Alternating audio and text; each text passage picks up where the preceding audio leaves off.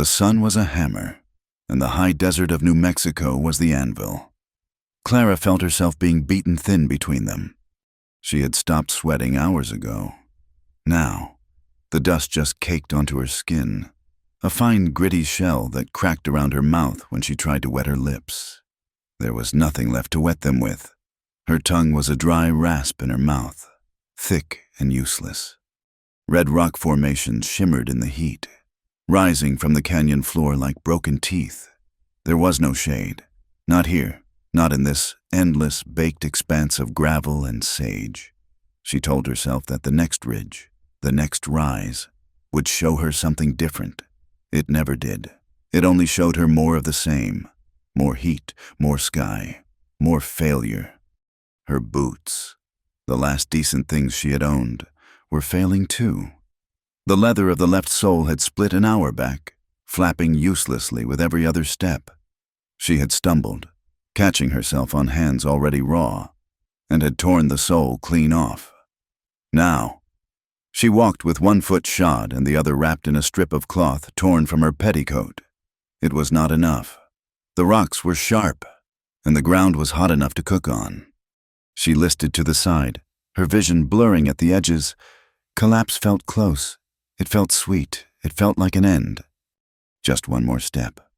The memory of her husband, Arthur, rose up with the heat. Arthur was a man defined by silence and labor.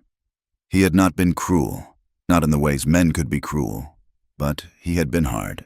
He had seen her as another tool for the farm, something to be worked until it was worn. He had brought her to this territory 5 years ago, filled with promises of wheat and water. He had found only rock and drought. She stumbled again, the sharp pain in her foot lancing up her leg. The jolt brought another memory. Not Arthur this time, but the sound, a sound so loud it had seemed to stop the air. A deep, earth-shattering crack that had rattled the windows of their small homestead. Though the rail line was 2 miles distant, the explosion. She had known, even before the foreman. Silas had ridden up 3 hours later, his face gray with dust and shock. He had held out his hat, and inside it was Arthur's wedding band, warped by the heat. A mischarge on Section 4, Silas had said, his voice flat. He didn't feel a thing. Clara. She had not cried. She had just looked at the ring, the farm, the debt, the $37 they owed the mercantile in town. It all settled onto her shoulders in that one silent moment. Arthur was gone, but his burdens remained. The foreclosure had been swift. Mr. Harris, the banker, a man who had tipped his hat to her every Sunday for 3 years, had explained it with polite regret. Arthur had borrowed against the land for seed. The seed had failed. The note was due. She had stood on the porch of her own home and watched strangers bid on her quilt, her mother's rocking chair, and the iron skillet she had cooked in every day. She left with a small bundle, her spare dress, and the split boots. The town had been no better. She was a widow, young and without means. That made her either a burden or a temptation. Mrs. Gable, who ran the boarding house, had looked her up and down. "I've no charity rooms, Clara, and the work is spoken for." She had tried the mercantile. "We don't need cleaning." "Mr." Shaw had muttered, not meeting her eyes. She had tried the saloon, desperate, thinking only of scrubbing floors. The owner, a man with a greasy waistcoat and wet eyes, had smiled. "I've got a job for you, sweet thing, but it ain't scrubbing." He had touched her arm, and she had recoiled as if struck by a snake, fleeing into the street, his laughter following her. For 2 weeks, she had traded sewing and mending for scraps of food, sleeping in a livery stable until the owner shooed her out. Her pride had eroded first, then her strength, finally her hope. Yesterday, drinking from a horse trough, she overheard 2 drovers talking. They spoke of a rancher, far out, a man who kept to himself and had a small herd, a recluse. She thought perhaps a recluse, a man far from the judgments of town, might need a housekeeper, might need hands, Any hands, even a woman's. It had taken her a day and a half of walking to get here. And now, she was dying. She crested one more rise, her lungs burning, and the world tilted. She saw it then, and thought it was a mirage born of the heat. A low, rough building of adobe, squatting against the red earth as if it had grown there. A curl of smoke, thin as a thread, rose from a chimney. There was a corral, holding 3 horses, and a small, fenced pen where a few goats chewed listlessly. It was not a prosperous place. It was a place of survival, but it was there. Hope, sharp and painful, flooded her system. It gave her a last, desperate surge of energy. She began to run, stumbling, half falling down the rocky slope toward the homestead. She thought it was a white rancher's place. A bachelor, perhaps. Someone who would trade a roof for mending. She reached the packed dirt yard and nearly fell against the rough-hewn porch. "Hello?" Her voice was a cracked whisper. "Please, is anyone here?" The door opened. He was not what she expected. He was not a white rancher. He was Apache. He stood in the doorway, filling it. He was shirtless, his skin the color of oiled copper, scarred and lean. He wore simple breeches, and his black hair was tied back from a face that was all harsh angles and shadow. He looked at her with eyes that were flat, dark, and utterly devoid of welcome. He looked, she thought, with a jolt of pure fear. Intimidating. He looked dangerous. Tokala watched the white woman stagger into his yard. His first instinct was suspicion, cold and immediate. White women were the precursors to trouble. They were followed by soldiers, or ranchers with ropes, or men with black books who spoke of God and demanded his land. They were never, ever, alone. He had built this place far from the settlements, far from the reservations, to be left alone. This woman was a violation of that peace. She leaned against his porch post, her clothes in tatters, her face gaunt and filmed with pale dust. She looked like a ghost, blown in by a bad wind. He said nothing. He waited for her to speak, for the trick to reveal itself. Clara stared at him, her heart sinking. This was not a bachelor rancher. This was an Indian. All the stories she had heard in town, whispered fears of raids and savagery, flooded her mind. But then she looked behind her, back at the desert she had just crossed. The desert was a certain death. This man was only a possible one. "Please," she rasped, holding the post to stay upright. I need work." Tokala's expression did not change. His eyes moved over her, assessing the split boot, the raw hands, the hollows under her cheekbones. He saw no threat here, only desperation. Desperation was its own kind of weapon, but one he understood. He did not want it near him. "Keep walking," he said. His voice was deep and rough, like stones grinding together. "There is nothing for you here." He made to close the door. The words tore out of her, a sob of pure panic. "No, please!" She pushed herself off the post and stumbled forward, falling to her knees on the hard-baked earth at his feet. The last shard of her pride shattered. It meant nothing. Survival was all that mattered. "Please, I can work. I am a hard worker." She was babbling, the words tumbling over each other. "I can clean. I can cook. I can sew. I'll mend your clothes. I can tend a garden. I can do anything, anything. Just, please, water." The begging shamed her, but the indifference in his eyes scared her more. He simply watched her, his face impassive.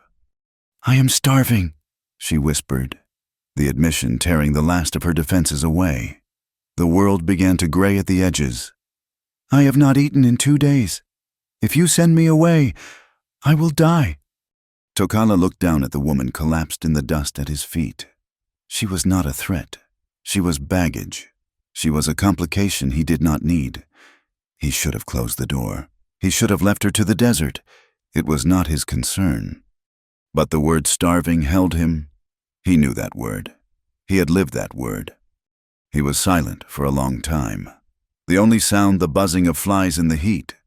Clara waited, her head bowed, bracing for the kick, for the door slamming shut. Finally, he spoke again, his voice just as hard as before. "There is no job here?" Her shoulders slumped. It was over. "Only a wife's place in my bed." Clara's head snapped up.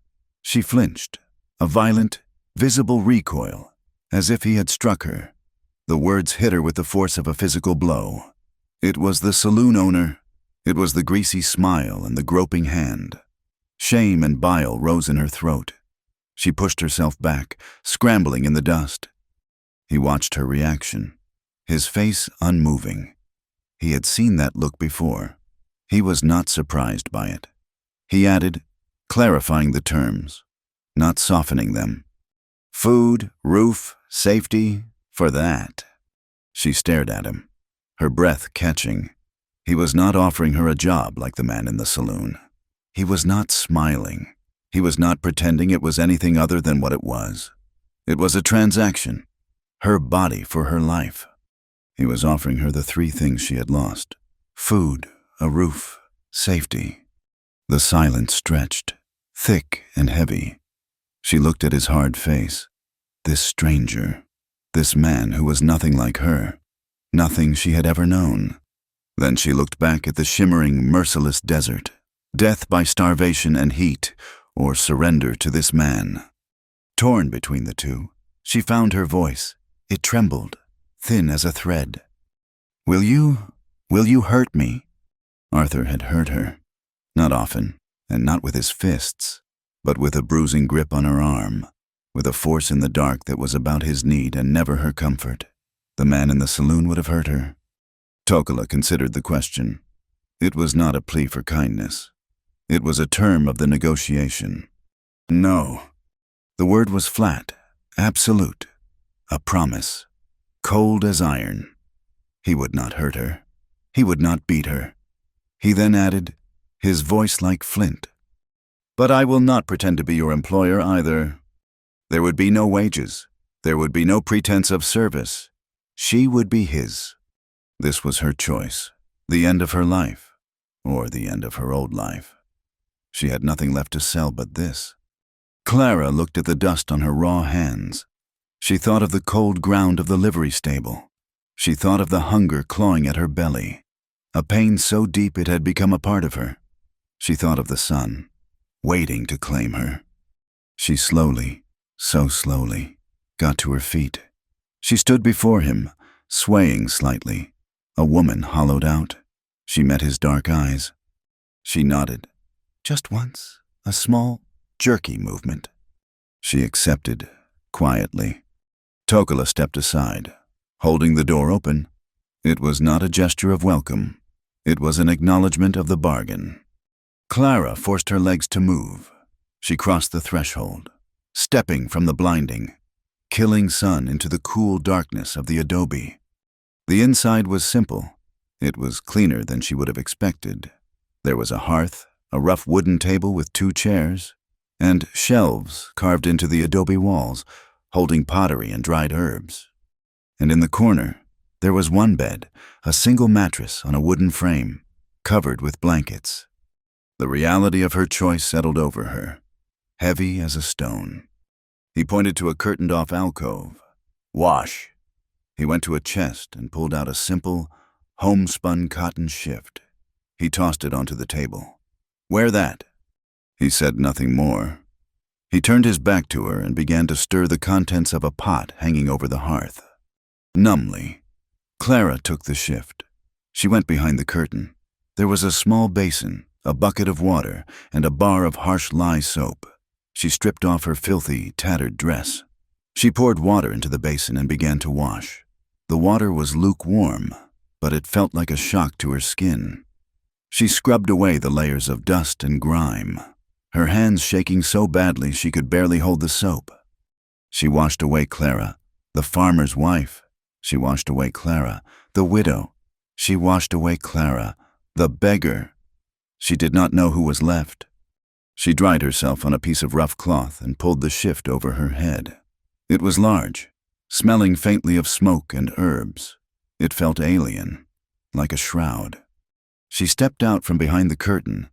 He was sitting at the table, a bowl of stew in front of him. Another bowl, identical, sat on the other side. He gestured to it with his chin. Clara sat. She picked up the spoon. The stew was thick with venison and beans. The smell of it made her stomach cramp. She lifted the spoon to her mouth, her hand trembling. The first taste was agony, so rich and warm that it brought tears to her eyes. She ate, forcing herself to go slowly, not to devour it like an animal. She kept her eyes on the bowl. Neither of them spoke. The only sound was the scrape of spoons against pottery. When she was finished, he took her bowl, set it aside, and stood up. He walked to the bed. He pulled back the blankets, then lay down on the side closest to the wall, his back to the room. The command was unspoken, but clear. Clara's heart began to pound, a slow, heavy drum of pure terror. This was it, the payment. Her body went rigid. She could not move from the chair. He did not turn. He did not speak. He simply lay there, waiting.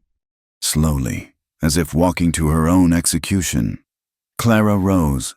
Each step was a mountain. The floorboards felt cold under her bare feet. She reached the bed. She lay down on the very edge of the mattress, as far from his body as she could get. She was stiff as a board, her muscles locked, her eyes squeezed shut. Bracing herself, she waited for his hand to grab her, for his weight to shift, for the demand to be made. She waited. The minutes stretched into an hour. Nothing happened. He did not move. He did not touch her. He did not speak.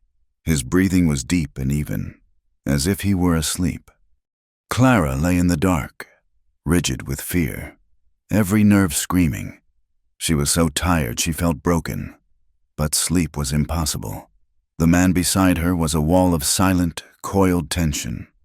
She did not know when the tears began.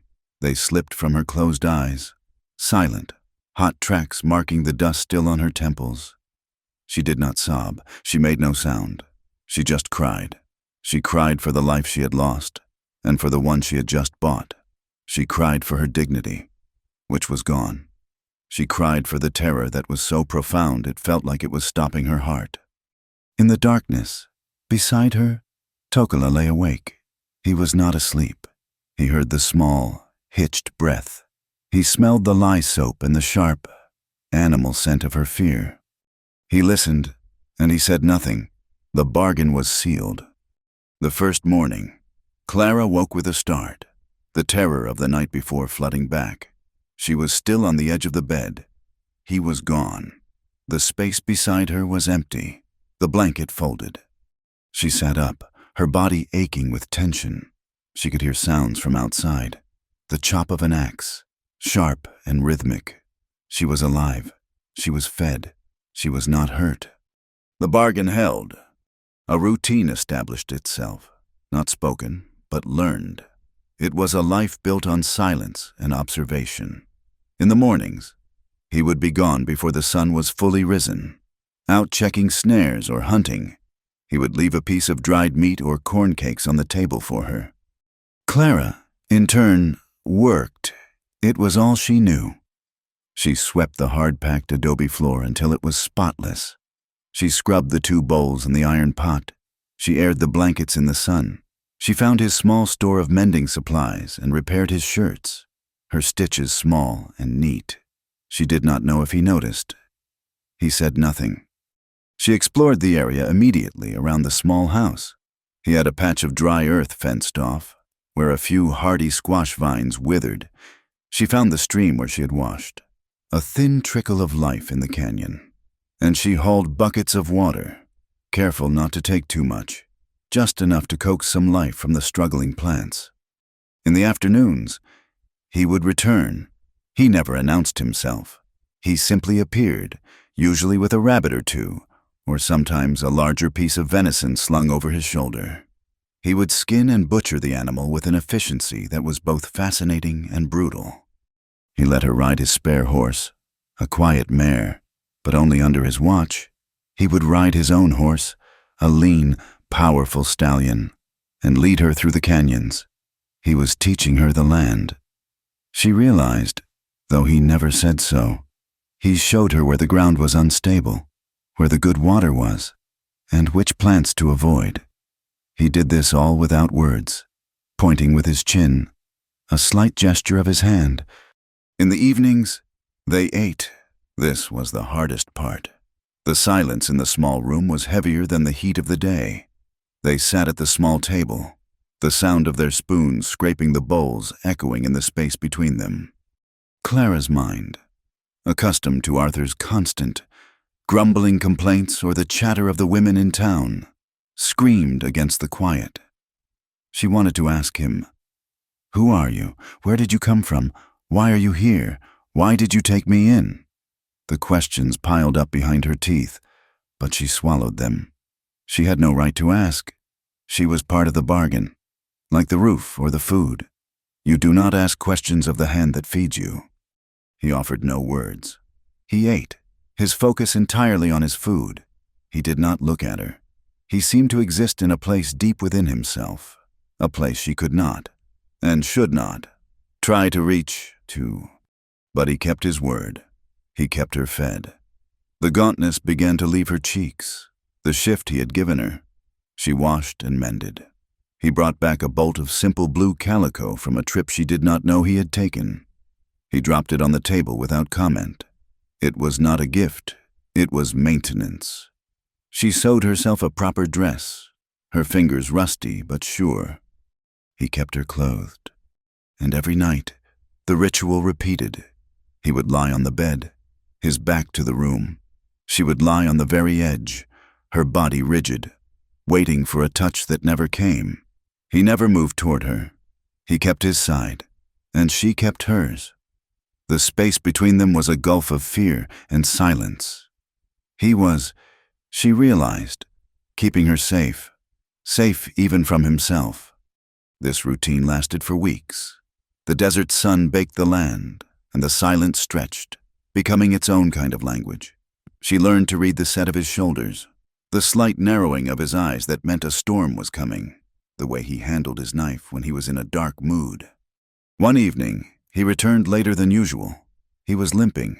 He did not acknowledge it, but he favored his left leg as he prepared the small fire. He sat at the table, his movements stiff. Clara served the stew she had prepared, a thick broth of rabbit and wild roots she had gathered. He ate, his silence deeper than usual. She found herself watching him, in the flickering firelight. She saw the map of his life etched onto his body. His arms and back were laced with scars. Some were thin and white, old lines. Others were puckered and angry. But it was his shoulder that drew her eye. High on his right shoulder, near the collarbone, was a deep, terrible scar. It was not from a knife. It was a brand, or something burned deep into the muscle, a twisted, ugly mark of ownership or agony. She felt a sudden, sharp ache in her own chest. It was not fear, it was something else, a kinship. She knew what it was to be marked by a life she had not chosen. He finished eating and stood, the movement clearly causing him pain. He turned toward the bed. Before she could stop herself, before her mind could warn her against the foolishness of it, her hand moved. She reached out, her fingers barely brushing the scarred skin of his shoulder. It was the lightest touch, barely a whisper of contact. Tokala froze. His entire body went rigid, every muscle locking. He did not turn. He did not breathe. He was stone. Clara snatched her hand back as if she had touched fire. "I am sorry," she whispered, her voice trembling. I am sorry." He stood there, his back to her, for a full minute. She thought he would hit her. She thought he would tell her to leave, to take her chances in the dark. He did nothing. He said nothing. Slowly, stiffly, he walked to the bed and lay down, his back to her, just as he always did. Clara remained at the table, her heart hammering. She had broken the rules. She had broken the silence. She had touched him. She waited until she was sure he was asleep, though she knew he probably was not. She crept to the bed, lying on her sliver of the mattress, her body coiled tight, expecting the anger. It did not come.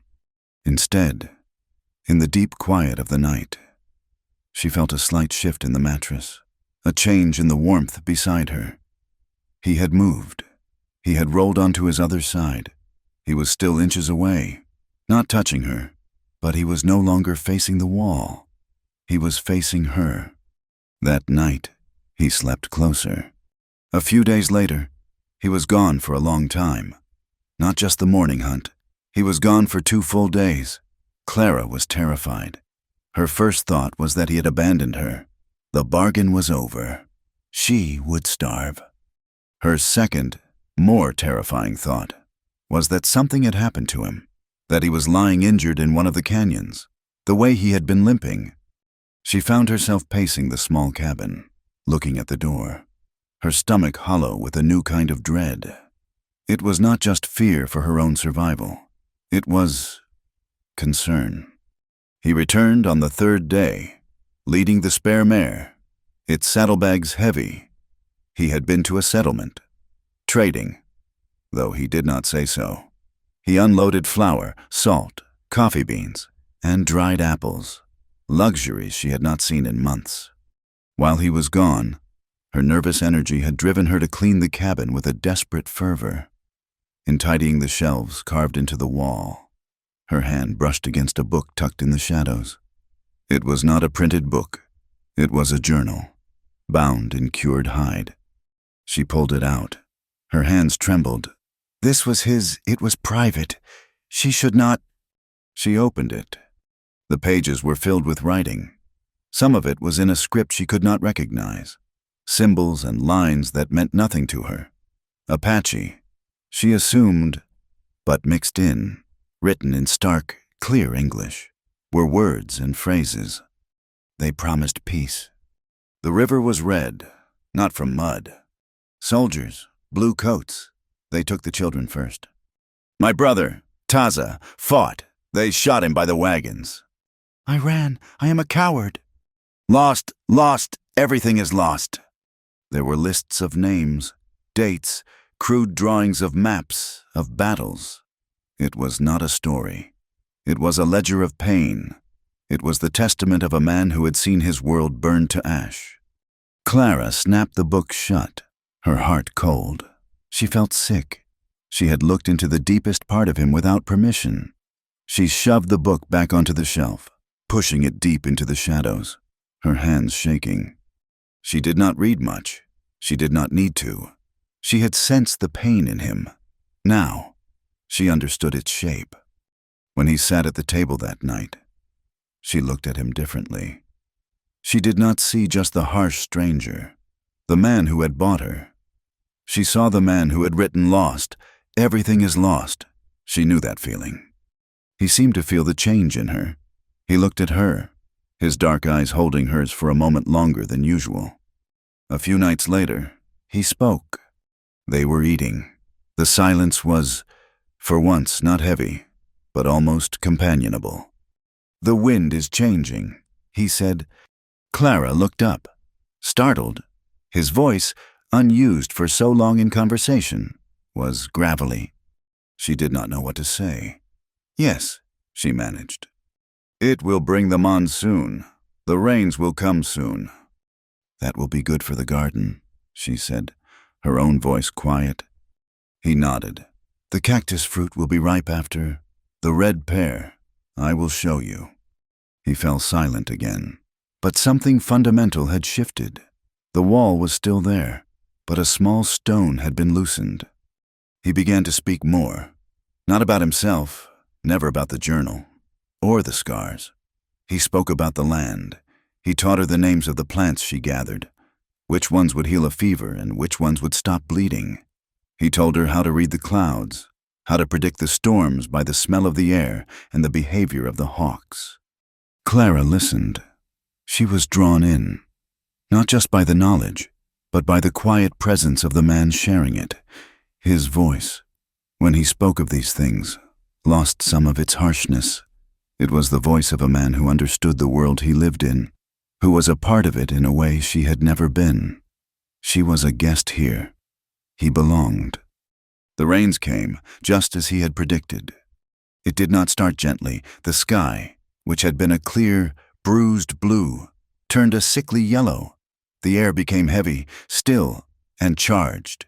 Then the wind hit, a sudden, violent gust that slammed the cabin door shut and rattled the small window. The sky opened. It was not rain. It was a deluge. Water fell in solid, gray sheets. Thunder cracked overhead, so loud it shook the very ground. Lightning lit the cabin in stark, blue-white flashes. Tokala rose and barred the door. The storm was a wild animal, trying to claw its way in. Then came the sound, drip, drip, drip. Clara looked up. A dark stain was spreading on the ceiling in the corner.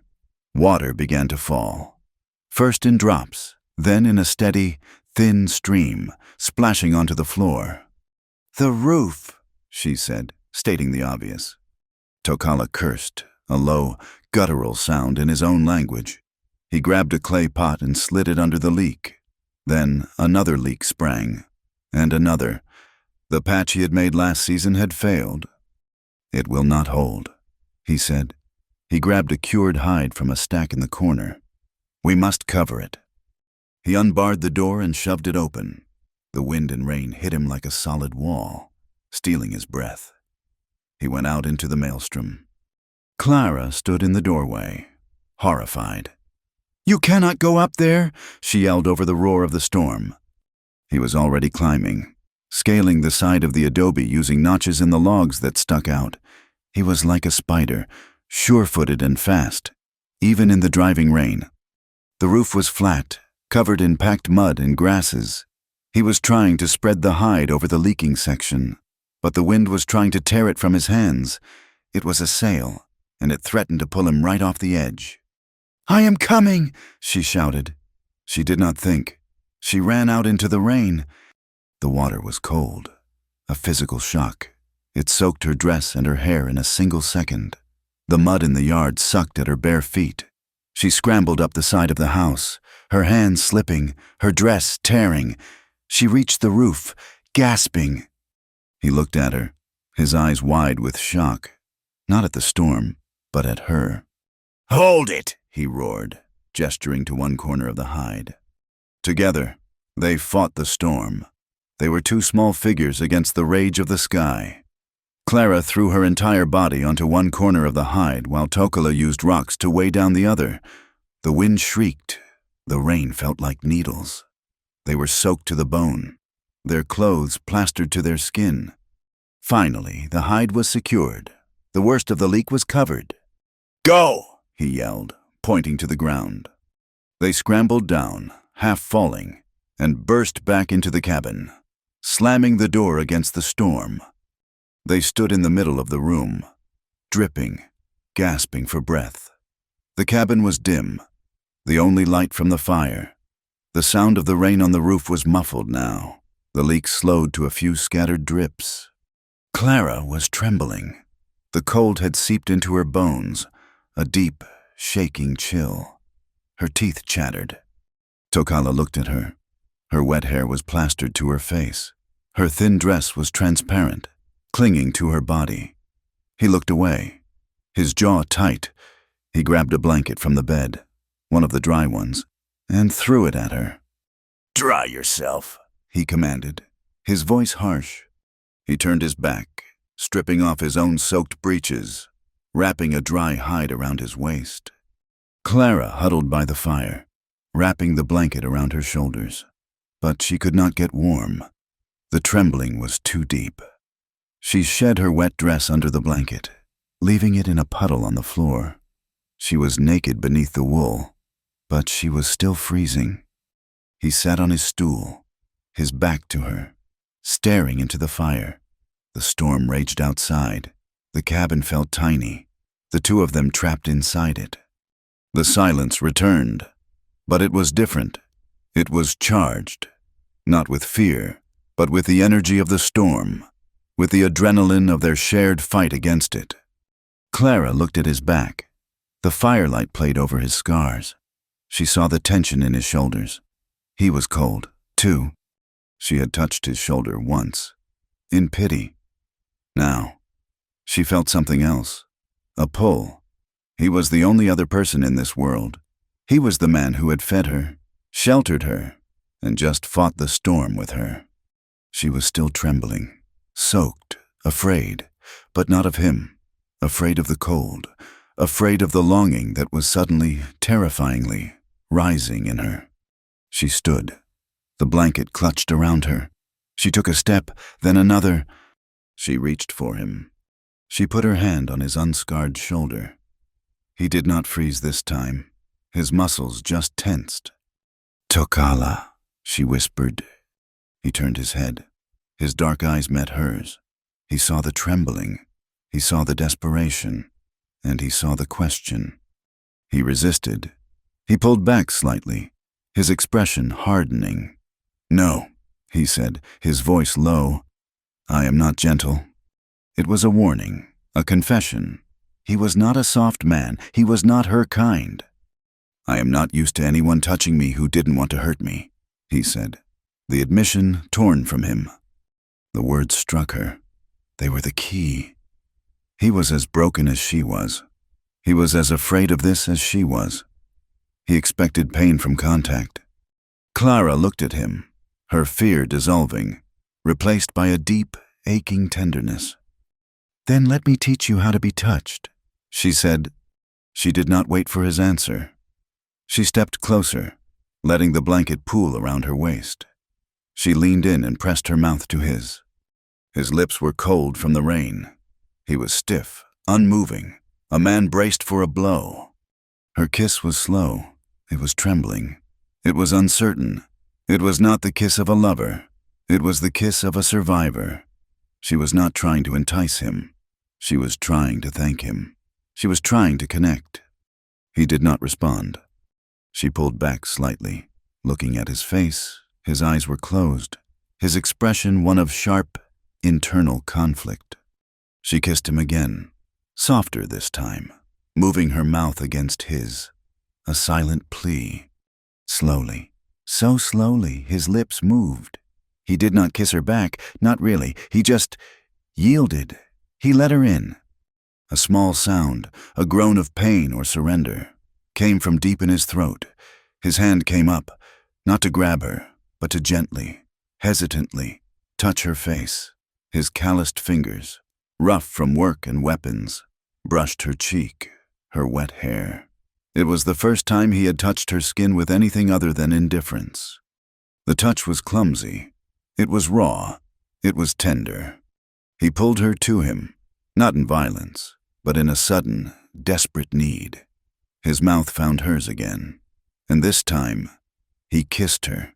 It was not gentle. It was hungry. It was the kiss of a starving man. He tasted of rain and smoke and a loneliness so profound it matched her own. He lifted her, his arms strong, and carried her the few steps to the bed. He laid her down on the blankets, his body covering hers, a shield against the cold and the storm. Their first intimacy was not an act of passion, but of collision. It was two damaged, solitary souls crashing into each other in the dark. It was clumsy and raw and desperate. He was not gentle, as he had warned, but he was not cruel. He was reverent, almost pained, as if touching her was something he had forgotten how to do. And Clara, who had only ever known the dutiful, bruising encounters with her husband, found herself clinging to him, meeting his hunger with her own. She was not being taken. She was participating. She was choosing. After, he collapsed beside her, his breathing harsh. He did not pull away. He gathered her against his chest, his arms wrapping around her, pulling the blankets over them both. The trembling returned, but it was not from cold. It was the aftermath, the breaking of the dam. Clara cried again, but this time, it was not the silent, terrified tears of her first night. She wept openly, her sobs muffled against his chest.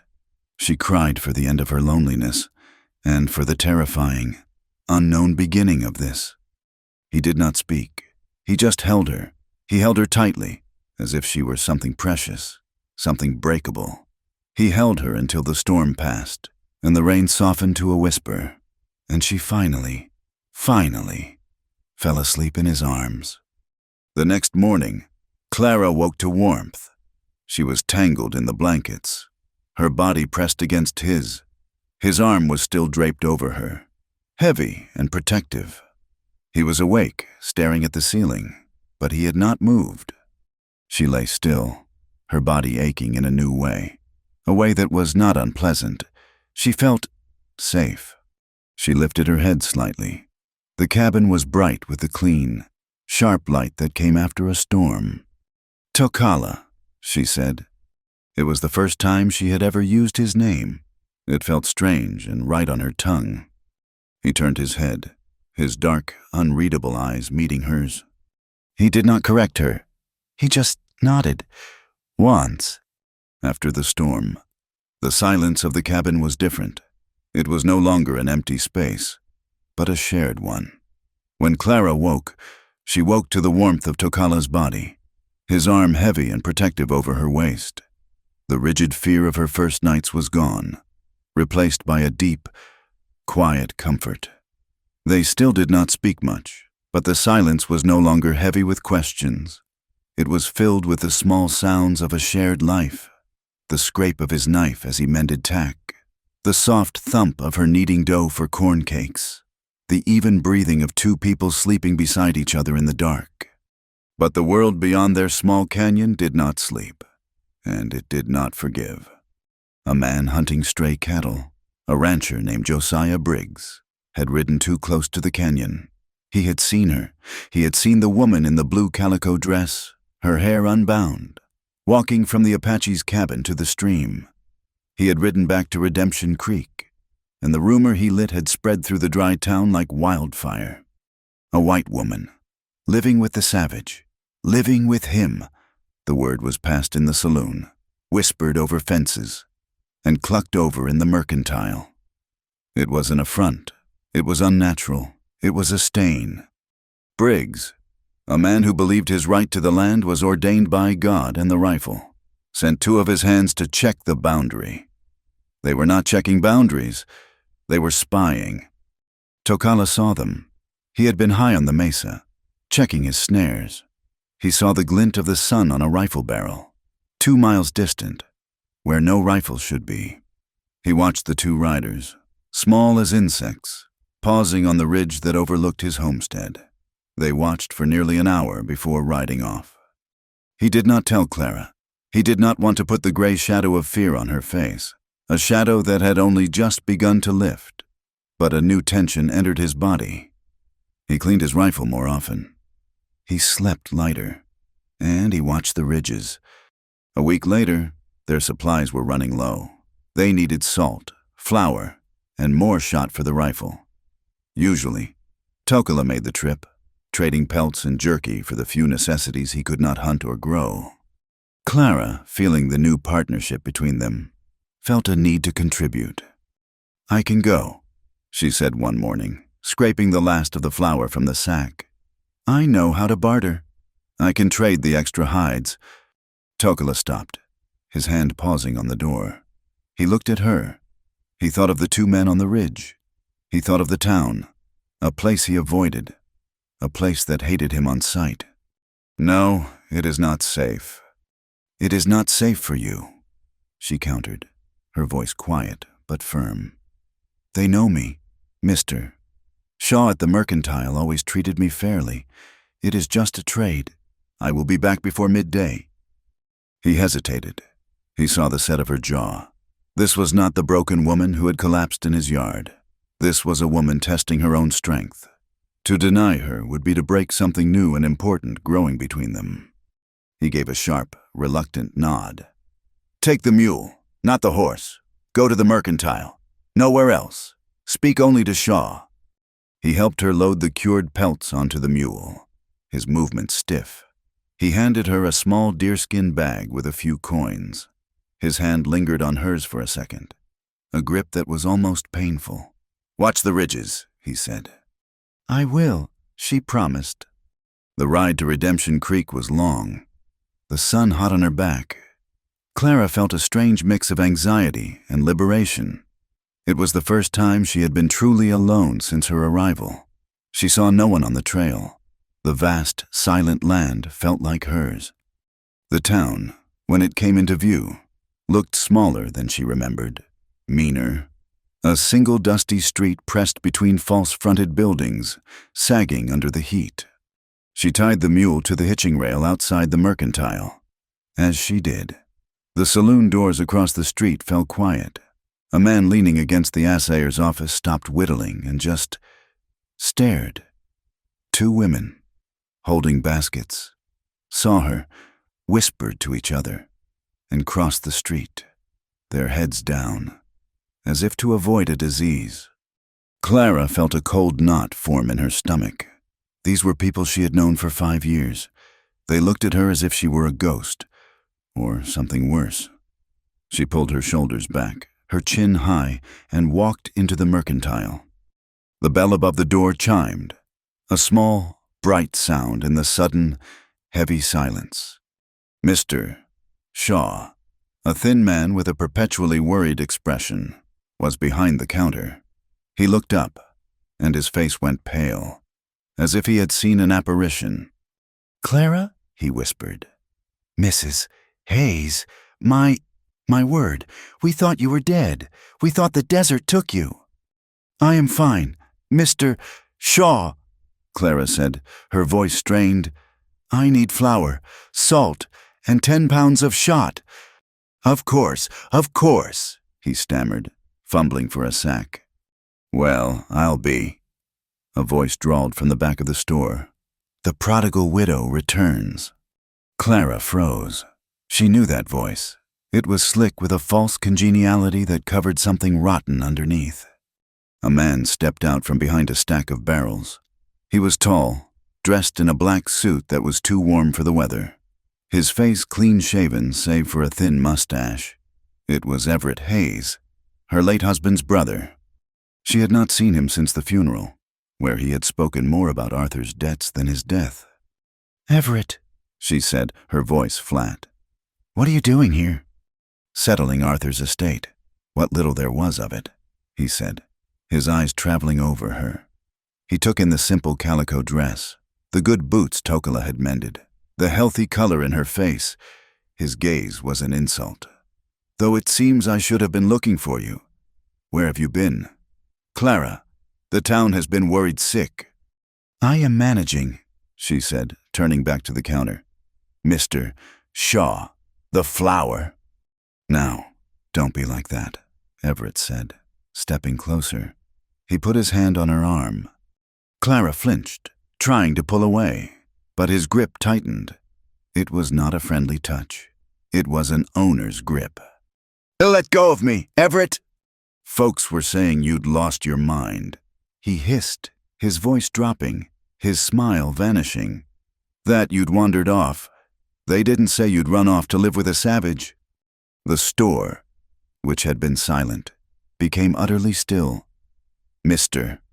Shaw looked down, polishing a counter that was already clean.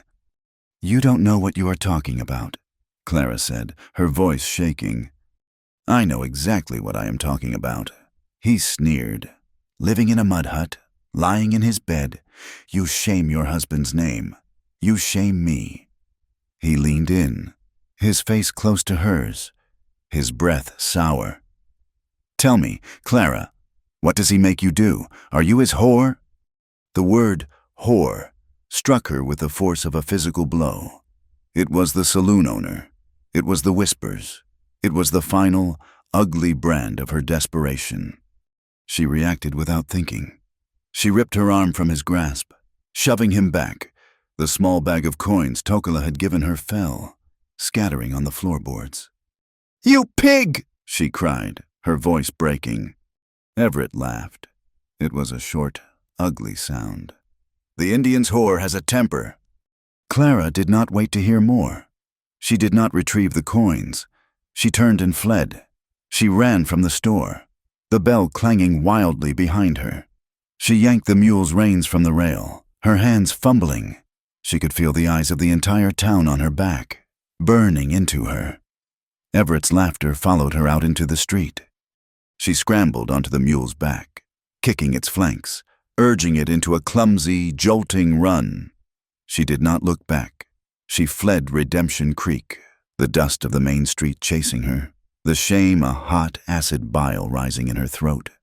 She wept the entire way back. The tears cut clean tracks through the dust on her face. She rode the mule too hard, but she could not slow down. She felt pursued, not by Everett, but by the word, whore. When the homestead came into view, she was sobbing, great, gasping breaths that tore at her chest. Tokala was there. He was standing outside the cabin, a rifle held loosely in one hand. He had been watching the trail. He saw her face, streaked with tears and dirt. He saw the lathered mule. He saw the terror in her eyes. He met her as she slid from the mule's back, her legs buckling. She fell against him, clutching the front of his shirt as if she were drowning. He, she gasped, unable to form the words. Breathe, he said, his voice a low rumble. He held her, his arms a solid wall around her. He called me. She broke down, her body shaking with the force of her sobs. She told him everything. Everett, the stairs, the whispers, the hand on her arm, the word. They'll come here, she wept, her voice muffled against his chest. They'll come for me, or they'll come for you. Everett, he'll tell them. She looked up at him, her eyes wide with a new, sharper terror than any she had felt before. Please, she begged, her fingers tightening on his shirt. Please, Tokala, don't send me away. Don't make me go back to them. I'll do anything. Please don't send me away. He looked down at her, his face a mask of stone. But his eyes were not stone. They were dark and hot, like embers stirred from a deep fire. He studied her face, the raw fear, the shame. He had seen this before. He had seen what white men did when they believed their world was threatened, when they believed something was theirs to take or to cleanse. He did not soothe her with platitudes. He did not say, "It will be all right." Gently, firmly, he set her aside. He pushed her toward the cabin door. Go inside. She stumbled in, collapsing onto the stool by the hearth, her sobs quieting to ragged breaths. Tokala did not follow her immediately. He walked to the fire pit. He took his long hunting knife from the sheath on his hip. He picked up his whetstone. He sat on the small porch, his back to the cabin, and began to sharpen the blade. The sound filled the air, a slow, steady, metallic rasp. Shing, shing, shing. Clara watched him through the open door. The sound was hypnotic. It was not the sound of fear, or of retreat. It was the sound of preparation. It was the sound of a promise. He tested the blade against his thumb. He looked at the high ridges, his eyes scanning the horizon. He did not look at her, but she knew his words were for her. I wouldn't let them near you. The next morning, he did not go out to hunt. He pulled a rifle from the wooden chest where he kept his supplies. It was not his, it was a Winchester carbine, smaller, lighter. He set it on the table. You will learn, he said. He took her a mile from the cabin, into a small arroyo where the sound would be muffled by the canyon walls. He set up a flat stone, white against the red dirt, 50 yards away. You know this, he said. You have seen it. I've never shot one, she said, her hands trembling as she took the rifle. It was heavy, the wood smooth, the metal cold. You will.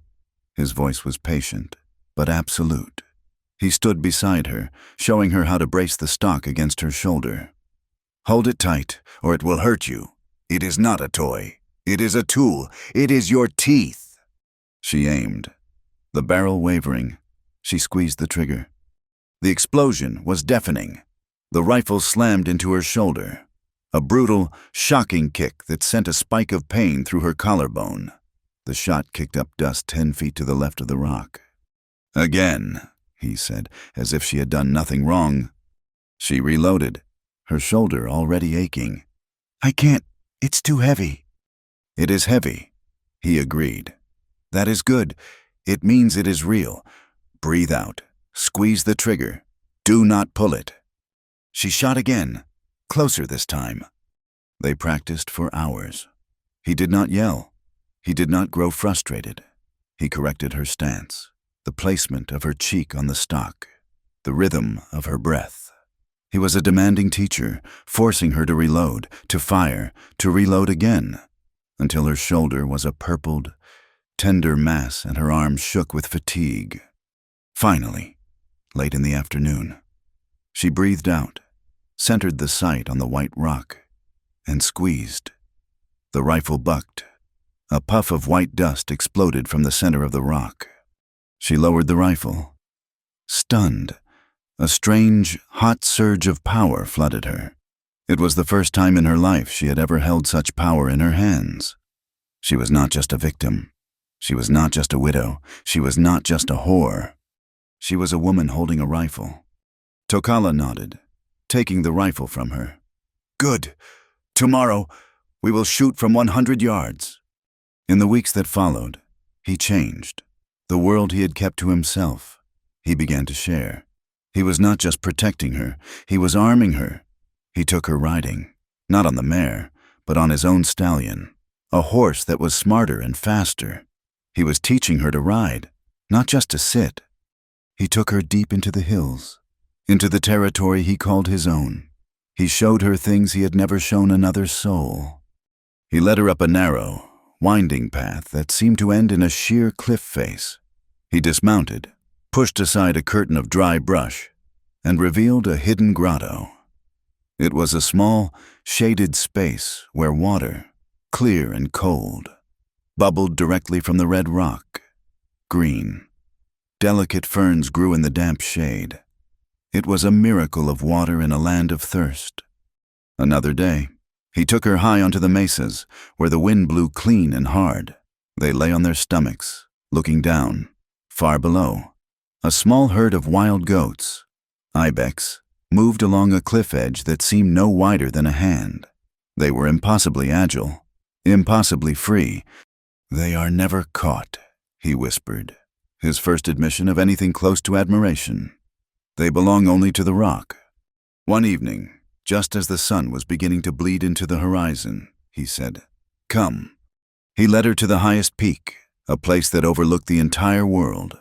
They sat on their horses side by side and watched the sunset. The desert she had once seen as a barren, red-brown hell was transformed. The shadows in the canyons deepened to a rich, royal purple. The distant mountains turned to gold, then to a soft, bruised blue. The sky above them was a riot of orange, pink, and fiery red.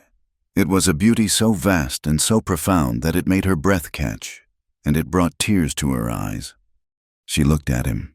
His face was turned to the west, his profile stark against the dying light. He was not just a man.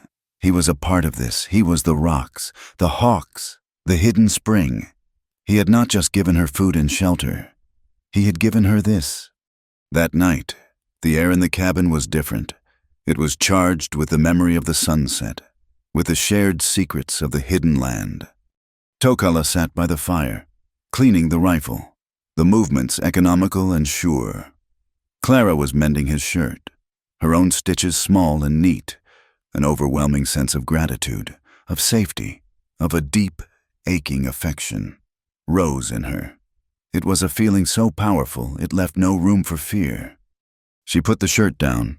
She rose from her stool and walked to him. He looked up from the rifle, his dark eyes questioning. Clara knelt in front of him. She gently took the rifle from his hands and set it carefully on the floor. She took his hands in hers. His were rough, scarred, and warm. She held them, just feeling the strength in them. Then she leaned forward and kissed him. It was not the clumsy, desperate kiss of the storm. It was not the uncertain kiss of gratitude. This was a kiss of pure, undiluted hunger. It was a kiss of vulnerability. She was not paying a debt. She was making an offering. She was, for the first time in her life, choosing. He stiffened in surprise, but only for a second. A low sound came from his throat, a groan of need held back for too long. His hands, which she had been holding, came up to frame her face, his thumbs brushing her cheekbones. He kissed her back. The passion that rose between them was sudden and fierce. It was not gentle. It was raw, urgent, and deeply honest. It was a confirmation of everything that had passed between them. The shared fear, the rifle, the sunset. He lifted her, his arms steel bands, and carried her to the bed. Their mouths never parting. Their lovemaking was a claiming, a marking. He touched her not as property, but as territory, as his own hidden spring, his own sacred land. Afterward, she lay curled against him, his body a solid, warm presence at her back, the blankets pulled up to their chins. The cabin was silent, save for the dying crackle of the fire, and Clara began to sob. Tokala tensed immediately. He rolled her over to face him, his expression sharp with alarm in the dim light. "Did I hurt you?" he whispered, his voice harsh with concern. "No," she wept, shaking her head, the tears coming faster. "No, you didn't. It's—" She could not explain it. It was the crushing weight of relief. It was the overwhelming realization of her own safety. Arthur had taken her, but it had been a duty, a right he claimed without joy or tenderness. Everett had wanted to take her, to stain her, but Tokala, he had touched her with a reverence that undid her. He had held her as if she were precious, the release of a lifetime of fear, of being unwanted, of being used and discarded, broke inside her. She cried into his chest, her sobs raw and racking, a storm of her own. He did not speak. He did not understand the tears, but he understood the pain. He pulled her tight, his hand stroking her hair, his other arm a bar across her back. He held her. He just held her, solid as the rock, grounding her. He held her through the deepest part of the night, until the last of the sobs faded into exhausted breaths, and the first gray light of dawn began to creep into the room. A few days later, the warmth between them was a settled, comfortable thing. They were outside, reinforcing the garden fence with stones. The work was hard, but it was shared. Clara paused, wiping the sweat from her forehead with her forearm. She looked at the small adobe house, the sturdy corral, the patch of green they were fighting to protect. The canyon walls rose around them, protective. "This is good. Hard work," she said, mostly to herself. "I'm glad we're home." The word home hung in the still, warm air. Tokala stopped, his hands full of rocks. He looked at her, his expression unreadable. He looked at the cabin, then back at her. She had not called it his home. She had called it home. He did not correct her. He did not stop her. He gave a single, slow nod and went back to placing the stones. The peace was a fragile thing, brittle as a dry leaf. It lasted for 2 weeks. 2 weeks of shared labor and quiet nights, of learning the rhythm of each other's presence. Clara had begun to laugh, small, rusty sounds, when he pointed out a clumsy rabbit, or when she beat him back to the cabin from the stream. Then the world returned. It was just past noon, the sun at its highest, beating the yard into a dusty white glare. Clara was on her knees in the garden, tying up the squash vines, her back to the canyon entrance. Tokala was by the corral, checking the hoof of the stallion. The sound came first, not a clear sound, but a low, muffled rhythm, the vibration of many horses moving fast. Tokala heard it. He did not look up. He did not call her name. He simply dropped the horse's hoof, straightened, and moved toward the cabin in a smooth, silent glide. Clara, sensing the sudden change in the air, looked over her shoulder. He was already on the porch, his rifle in his hand. "Inside," he said. His voice was flat. The sound was louder now, unmistakable. Hoofbeats, at least 5, maybe 6 riders. Clara scrambled to her feet, her heart leaping into her throat. Everett. He had come. She ran into the cabin, her hands trembling. She looked for the carbine, the one he had taught her to use.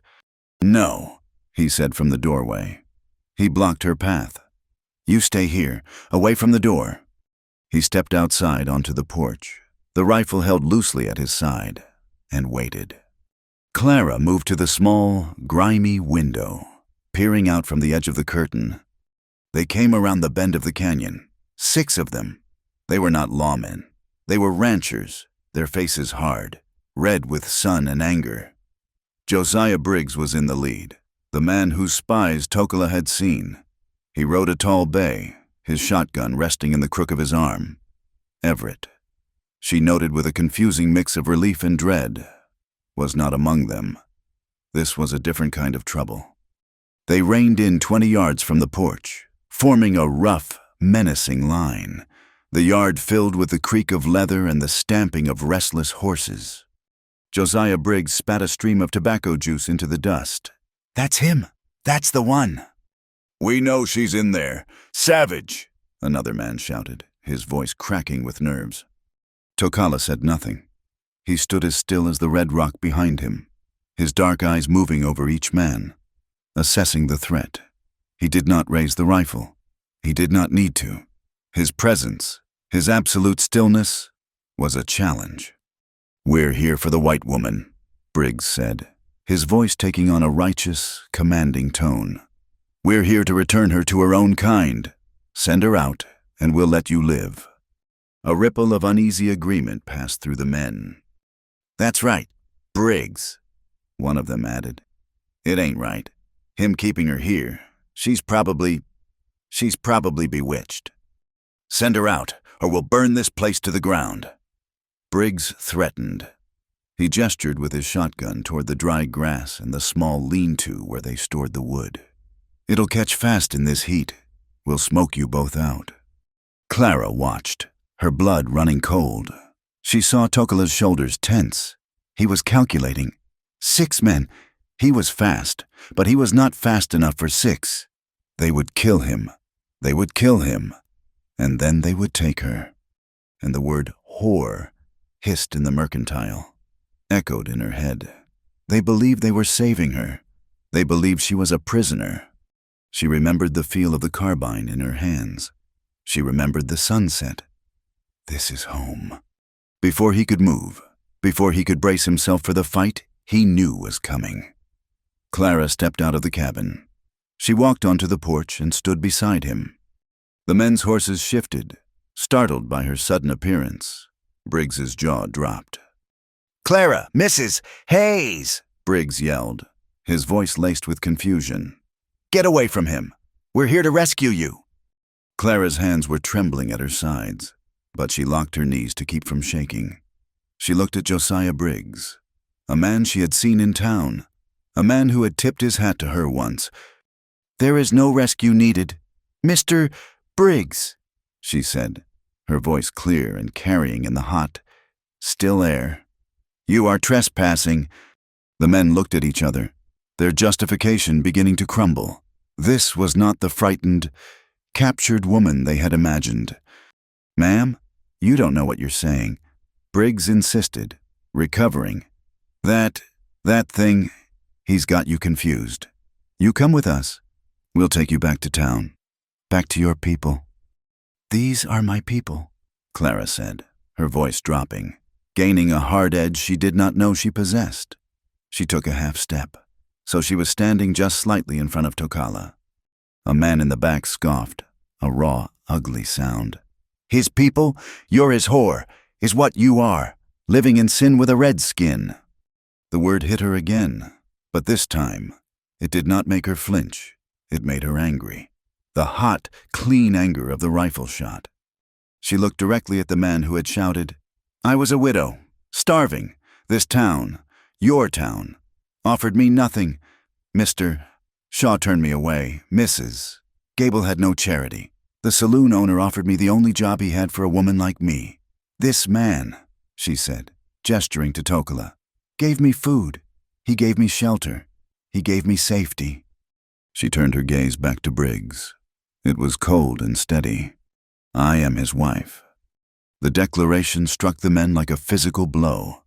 It was one thing to be a captive, or a whore. It was another, unforgivable thing to be a wife. Briggs' face turned a deep, mottled purple. "Wife, you marry him. That's blasphemy. Woman, you've damned your own soul."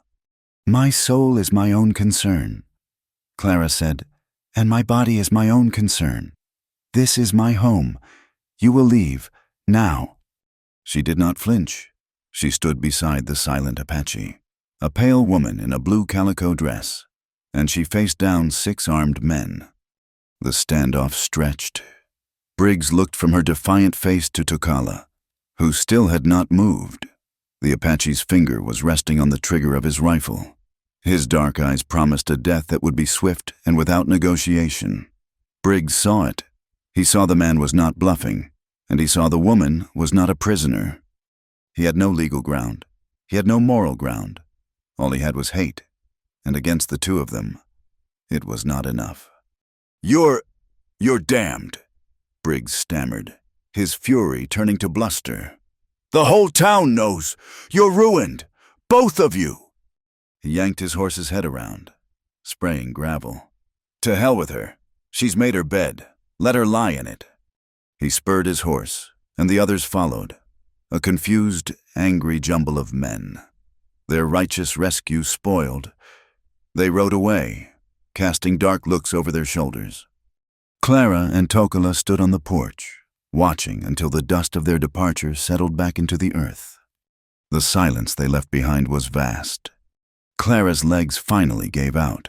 She sank onto the top step of the porch, her body shaking with the aftermath of the confrontation. She had done it. She had faced them. Tokola finally lowered the rifle. He uncocked the hammer, the small click deafeningly loud. He sat beside her, not touching her, but close. He laid the rifle across his knees. They sat that way for a long time. The heat of the day began to fade. That evening, the mood in the cabin was somber. The shared victory did not feel like a victory. It felt like a warning. The world was closing in. They ate their meal of rabbit stew in a heavy silence. Clara kept glancing at him. He was somewhere far away, his gaze fixed on the fire, his expression hard. "They will be back," she said quietly. "Yes. Everett, he will use this. He will tell them I am what he said. He will use them to come for me." Tokola looked at her, his eyes dark. "He will not take you." "Why did you stay?" she asked, the question that had been burning in her. "When they threatened to burn the cabin, we could have hidden in the hills. Why did you stand your ground? For me?" He was silent for a long time, staring into the flames. When he spoke, his voice was low, rougher than she had ever heard it. "This is not just land," he said, "not just dirt and rock." He told her about the time before, when his people, the Mescalero, had lived in these mountains. He told her this canyon, this specific place with its hidden spring, had been his grandfather's camp. He had been born not far from here. He spoke of his childhood, of running these ridges, of learning to hunt with his brother, Taza.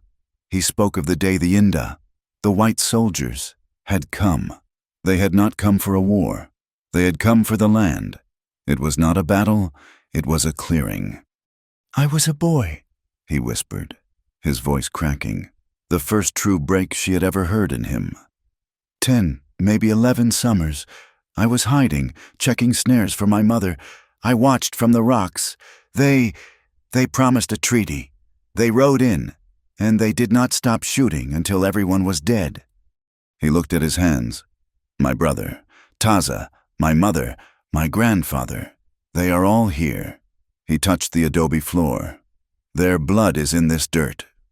He told her of the wars that followed, of being captured, of the betrayals he had recorded in his journal, and how, after it was all over, after he had walked away from his own people and the white world, he had been drawn back here. "I found it empty," he said. "The soldiers were gone, the settlers who tried to live here. The land would not have them. The spring ran dry for them. The animals hid. It was waiting." He looked at her, his eyes raw with a pain that was generations deep. "They took this land with guns. I took it back with my bare hands. I built this house from the mud they bled into. I have reclaimed it. By survival, I will not give it up." Clara finally understood. It was not a homestead. It was a grave. It was a fortress. It was the last piece of his world. He had not just offered her food and a roof. He had brought her into his most sacred place. She felt a wave of shame for her own small fears, followed by a fierce, protective resolve. Later that night, long after he had fallen into a tense sleep, Clara rose. She went to the small chest where she kept her things. At the very bottom, wrapped in cloth, was the only thing she had left of her old life, her wedding dress. It was simple, high-collared, made of white cotton, now yellowed with time and dust. It was the dress Arthur had married her in, the dress of a stranger, the symbol of a life that had owned her. She took it outside. The moon was a high, cold sliver, and the stars were sharp. She went to the fire pit and laid the dress across the cold ashes. She struck a match and touched it to the hem. The dry cotton caught instantly. The sudden flare of light woke Tokala. He was outside in a second, his knife in his hand, expecting an attack. He stopped when he saw her. She was standing before the fire, her face lit by the flames, watching the dress of her past curl into black ash. "Clara?" "I was his," she whispered, not looking at him. "He owned me. The town owned me. Everett. He thinks he owns me." The dress was consumed, the flames dying down. She looked at the glowing red heart of the embers. "This time," she said, her voice clear and hard, "I choose who I lie with." She turned to him. The firelight danced in her eyes. "You reclaimed this land. I am reclaiming myself." She reached into the pocket of her shift. I cannot be a wife in the way the town means. I cannot be property, but I can be a partner." She held out her hand. On her palm was a small, dark circle. It was a ring, carved from wood. He looked at it, confused. "It is juniper," she said, her voice softening. "From the hidden spring. I've been carving it with my mending knife." It was not perfect. It was rough, showing the halting cuts of her blade, but the wood was smooth, and it smelled faintly of the sharp, clean scent of the grotto. "The white world uses gold," she said. "It is cold. It is a price. This is from the land, from our home." She took his left hand, the one that was not scarred from the fire. She slid the simple wooden ring onto his fourth finger. It fit. Tokala stared at it. He stared at the ring on his rough, scarred hand. He had been given brands, and bullets, and orders. He had never, in his entire life, been given a gift of such simple, profound meaning. He slowly closed his fist, encompassing the ring, holding it tight. He looked at her, his eyes so full of a broken, dawning emotion that she could not breathe. He pulled her to him, his arms crushing her. He buried his face in her hair, and for a moment, his whole body shook. In the days that followed, the burning of the dress and the giving of the ring changed the air between them. The last of the shadows were gone. They were a unit, bound not by law or fear, but by a shared choice. They began to build the future, which had been a terrifying, blank space, began to take shape.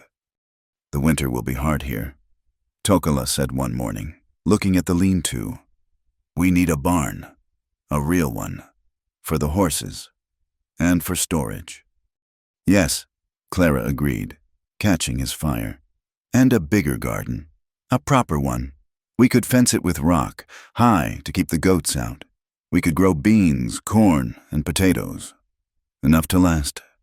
They worked side by side, digging the foundation for the new barn, hauling stones from the creek bed. The shared labor was a kind of conversation, and in the evenings, they talked. "There are children," Clara said tentatively one night, staring into the fire. Tokala looked at her, his head tilted. "In town, when I was before, I saw them," she continued, thinking aloud. "Orphans, children left at the church.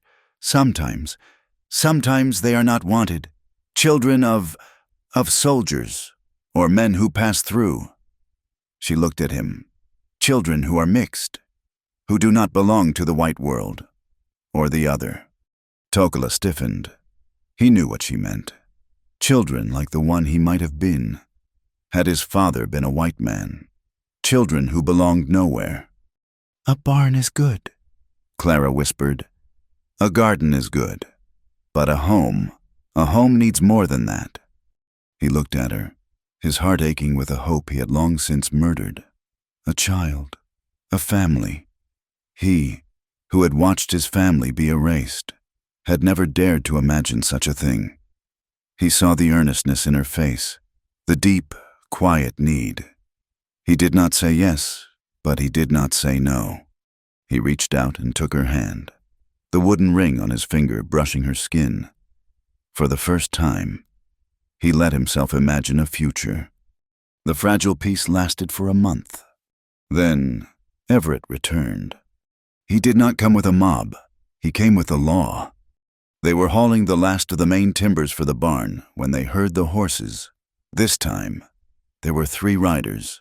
One was the town sheriff, a man named Brody, his badge a dull star on his vest. The other 2 were hired men, hard cases with guns on their hips. And behind them, sitting his horse with a look of smug, legal triumph, was Everett Hayes. Tokala instantly moved to stand in front of Clara. His hand went to the knife on his hip. "That's far enough, Sheriff," Tokala called out, his voice a low warning. Sheriff Brody held up a hand. He looked uncomfortable, his eyes shifting from Tokala's hard expression to Clara's pale face. "Sir, I'm not here for a fight. I'm here on official business." Everett rode forward, a smirk on his face. "Clara, I told you I would save you from yourself. You've given me no choice." "What is this, Everett?" Clara said, her voice shaking with rage, not fear. "Ma'am, I'm sorry," Sheriff Brody said, pulling a folded set of papers from his coat. "This here is Mr. Everett Hayes. He's come from back east, with a court order. It's signed by a judge in Illinois. It names him your legal guardian." "Guardian?" Clara laughed, a harsh, dry sound. "I am a grown woman. I am a widow." "A mentally broken one," Everett said, his voice slick. "The judge agreed. I have affidavits. From Mr. Shaw, from Mrs. Gable, from half the town. They all say you were not in your right mind after Arthur's death, that you wandered off, destitute and insane." "He's lying," Clara cried, turning to the sheriff. "He is lying." "And then," Everett continued, his voice rising, "I find you here, living in filth with a savage. Proof positive. The judge declared you unfit. You're mentally unstable. Clara, and I am here to take you back east. There's a quiet place, an asylum. They'll take good care of you." The threat was so much worse than Briggs's mob. This was clean. This was legal. This was paper and ink, a trap she could not fight. You cannot," she whispered, her blood turning to ice. "I can," Everett said. He nodded to his 2 men. "She'll come quiet. If not, restrain her." The 2 men started to dismount. Tokala had been silent, a statue of coiled rage. He had not understood all the words. Affidavits, asylum. But he understood take you.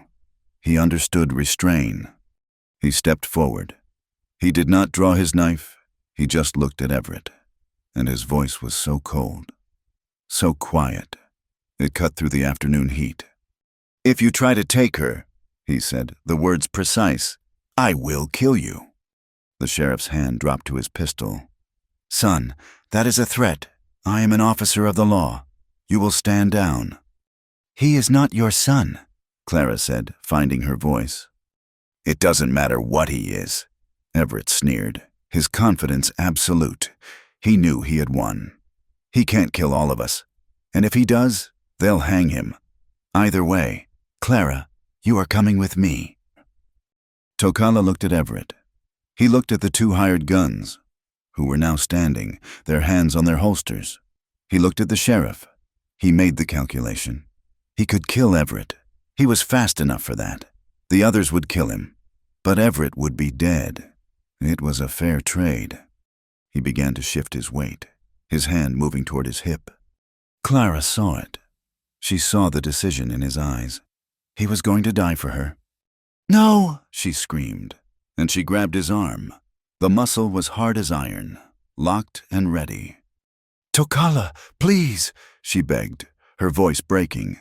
She was crying now, tears of pure desperation. "No more blood. Arthur, my husband, his death was blood and fire. I have seen enough. Please, don't let blood spill for me again. Please!" He was frozen, trapped between his promise to protect her and her plea to stop the violence. He looked at her, his face a mask of agony. "See?" Everett smiled. "She's hysterical. Grab her." The two men started to walk forward. The night was a torment. They had not gone to bed.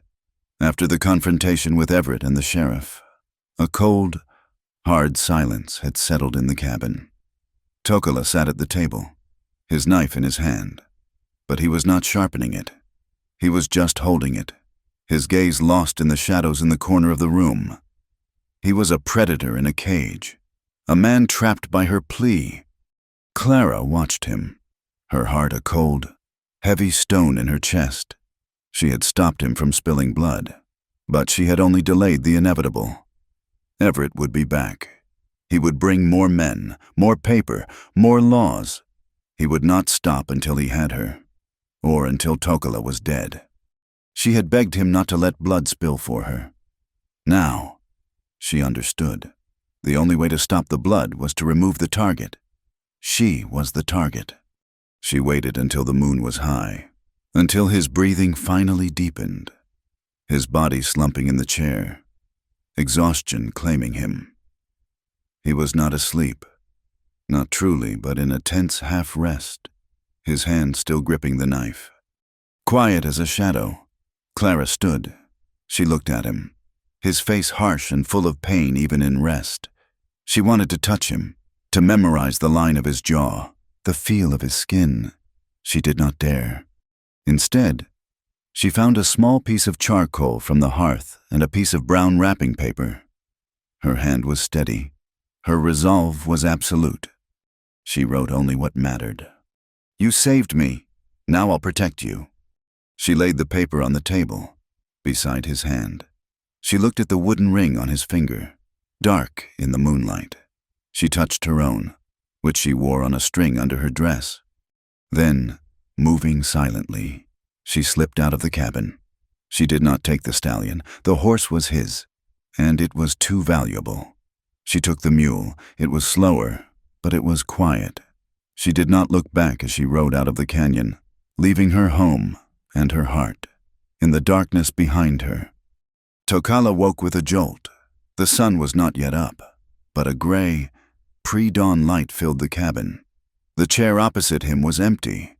The cabin was cold. He knew.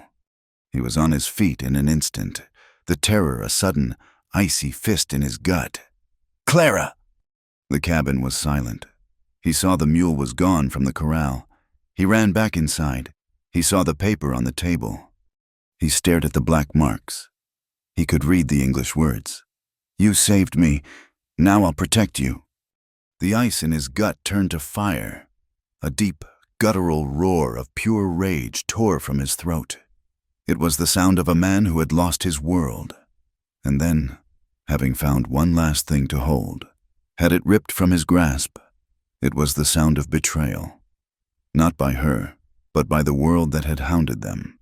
Protect him? She was walking back into the fire to save him from the smoke. He did not waste a second. He exploded from the cabin. He grabbed his rifle, his ammunition, and his knife. He threw the saddle on the stallion, his movements brutal and efficient. The horse sensed his fury, dancing nervously. He mounted and grabbed the reins. He found her trail in the soft dirt at the canyon's mouth. The mule. She had a lead of several hours. He did not take the main trail. He turned the stallion and went straight up the cliff face, taking a hunter's path, a dangerous, breaking series of switchbacks and narrow ledges. He would cut her off. He would ride through the high cliffs, a path that would save him hours, or kill him.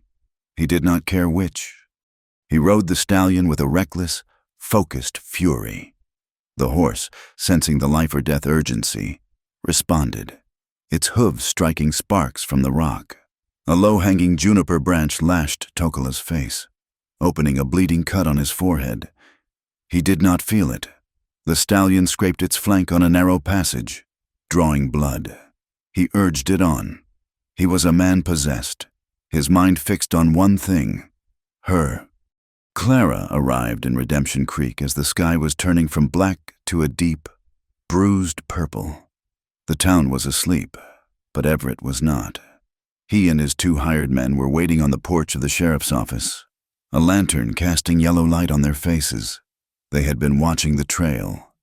"I knew you'd be smart, Clara," Everett said, his voice slick and triumphant. He stepped down, blocking her path. "Coming in on your own. It saves us all a great deal of trouble." "I am here, Everett," Clara said, her voice dead. She slid off the mule. "I will go with you. Just leave him alone. Promise me you will leave him alone." Of course," Everett smiled. "I have no quarrel with that savage, as long as he stays where he belongs. Sheriff Brody has arranged for you to wait for the morning train. It's more comfortable than the jail." He gestured, and his 2 men flanked her. They walked her down the dark street, not to the hotel, but to the large storage barn beside the rail depot. "The train will be here in an hour," Everett said. "You can wait in here, out of the cold." He opened the heavy sliding door, and one of the men shoved her inside. It was dark, smelling of grain dust, old hay, and axle grease. The door slammed shut, and she heard the heavy bar drop into place. She was a prisoner. She sank onto a stack of grain sacks, her body trembling. This was it, the end. She was going back east, to a white room, to be a ghost. But Tokala was safe. The trade was made. She waited. The sky through the cracks in the walls lightened. She heard the distant, lonely wail of the train whistle. It was coming. The bar on the door lifted. The door slid open, just enough for one person to slip through.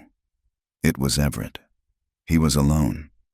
"Just thought I'd come say a proper goodbye, Clara," he said.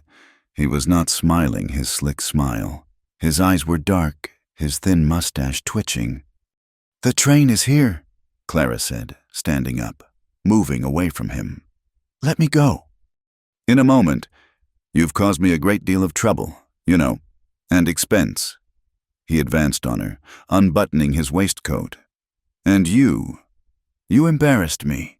That savage, putting his hands on you, my brother's wife." "I am not your brother's wife. I am not your anything," she said, her voice shaking, but cold. "You're a whore," he sneered. "But you're my whore. Before you go to the asylum, I'm going to find out what he taught you." He lunged, grabbing her, his hand tangled in her hair, pulling her head back. His other arm snaked around her waist, pulling her hard against him. Clara screamed. She fought, twisting, kicking, punching at his chest. She was not the weak woman who had begged for work. She was the woman who had fired a rifle, the woman who had claimed a home. She stamped her heel down on his boot, hard.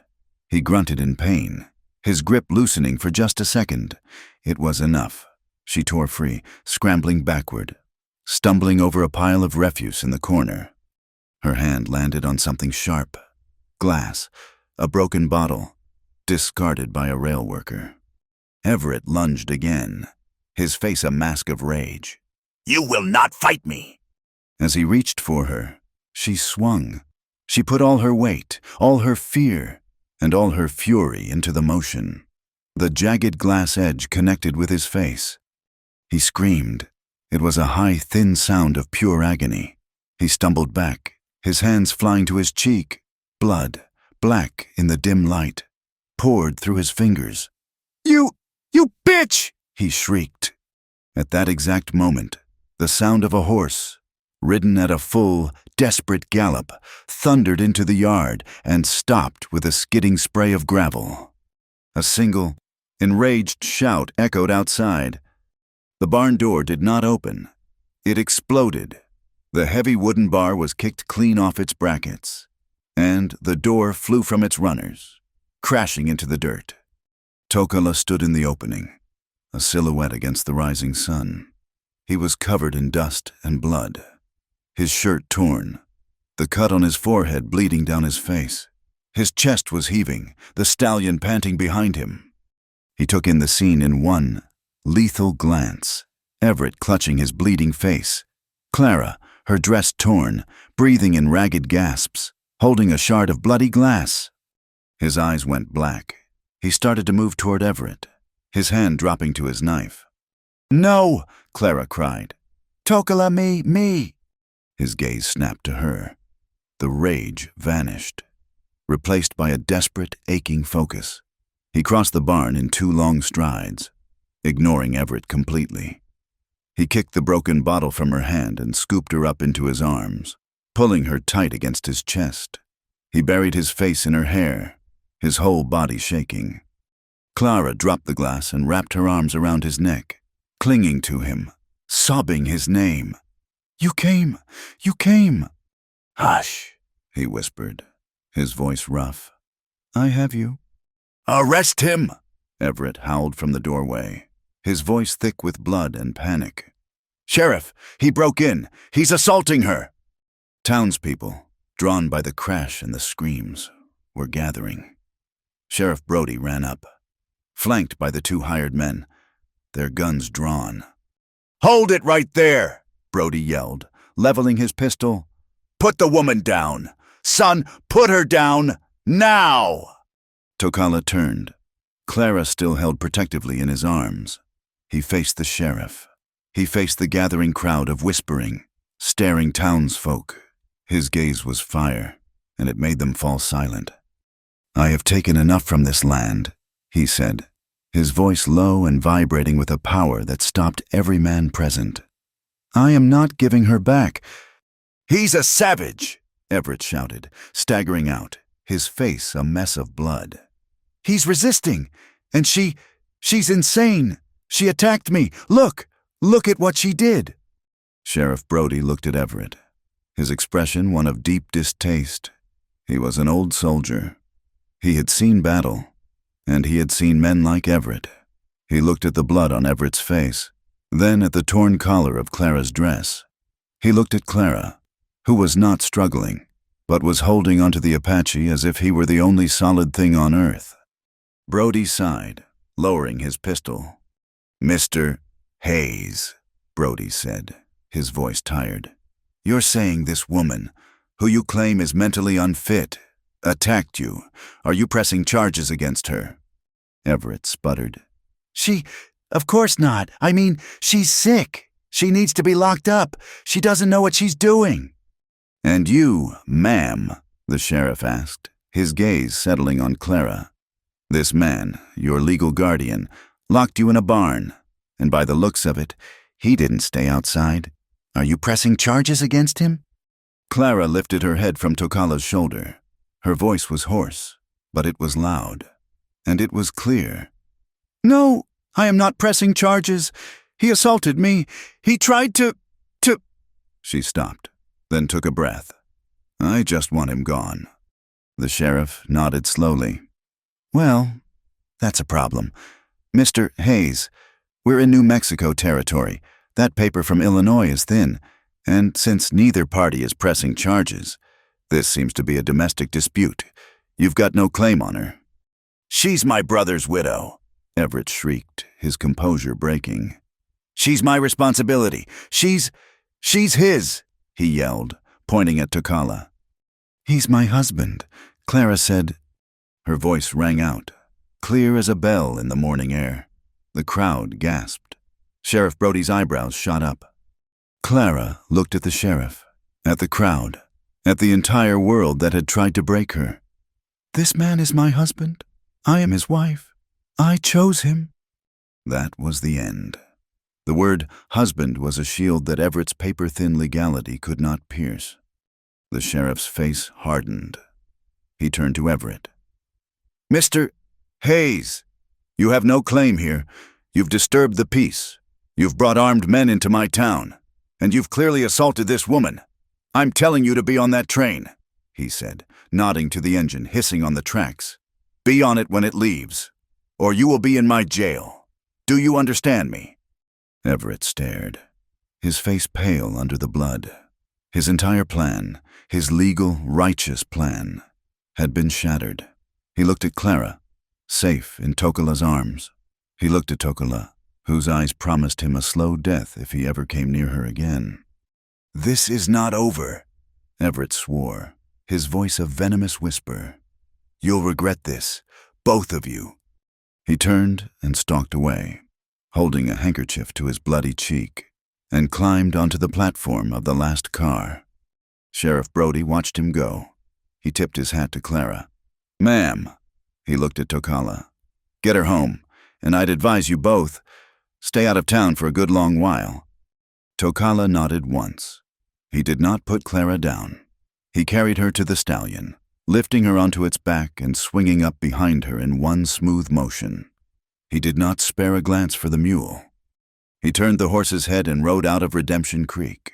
The crowd parted for him, their faces a mixture of awe, fear, and disbelief. They rode in silence for a long time. The sun was warm on her back, the steady, powerful rhythm of the horse, the solid wall of his chest behind her, the strong arm around her waist holding the reins. It was the safest she had ever felt. They left the dusty plains and entered the mouth of their canyon. The red rocks rose around them, welcoming them. On the trail, with the cabin in sight, Clara let her head, heavy with exhaustion and relief, fall back against his shoulder. He tensed for a moment, then relaxed, accepting her weight. I'm yours, she whispered, her voice almost lost in the wind. Always. He said nothing. He just tightened his arm around her, pulling her back against his heart, and rode them home. The confrontation in town settled into the dust, leaving a hard, clear silence in its wake. The world had drawn its line, and they were on the other side of it. Everett was gone. The threat of the asylum had passed like a fever, but the isolation was now complete. They were, in the eyes of Redemption Creek, truly damned. To Clara, it felt like the first true breath of her life. They did not hide. They built. The small adobe cabin, which had been Tocala's fortress, was now their shared home.